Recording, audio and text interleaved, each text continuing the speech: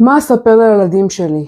על השנאה לעם היהודי, על מלחמת העולם הראשונה, על הטבח שהיה בגבול הרצועה, איך עקרו משפחות מביתם, איך הפרידו ילדים מאימם, איך ירו באנשים ללא רחמים, איך שרפו אותם בעודם בחיים. מה אספר לילדים שלי? על עוד יום אבל לאומי, על יום שבת השחור והארור, איך יום שמח הפך לסיוט, איך משמחת תורה ומסיבת טבע זה הפך לעוד סיפור של טבח, איך ריקודים הפכו לריצות בגלל שהתחילו שם כל היריות. מה אספר לילדים שלי, נו? הרי אחכה שהם קצת יגדלו. זה מוגזם להעמיס עליהם הכל, איך רצחו כל נפש חיה באזור, איך עברו בית בית, קיבוץ קיבוץ, קודם ירו ואחר כך שרפו. נשים נאנסו, תינוקות נחטפו, אנשים נרצחו וגם ראשים נערפו. מה אספר לילדים שלי? על הנאצים, על המחבלים, על שהתחבאו במשך שעות, בחדרים, במכוניות, בשדות. איך נלחמו בהם עד אפיסת כוחות? זה לא שהיו להם הרבה ברירות. על מחדל מדיני ביטחוני, על עם פוסט-טראומטי. מה אספר לילדים שלי?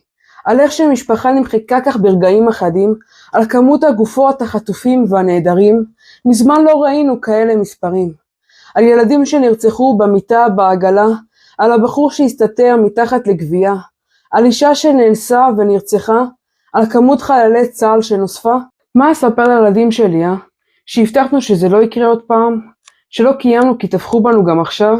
הם פשוט לא פסחו על אף אחד. לא על סבתא ניצולת שואה בת 90, לא על תינוק בן 8 חודשים, לא על אישה הרה, לא על איש נכה, להם זה באמת לא משנה. אני יודעת מה אספר לילדים שלי, על כל ההיסטוריה של העם היהודי.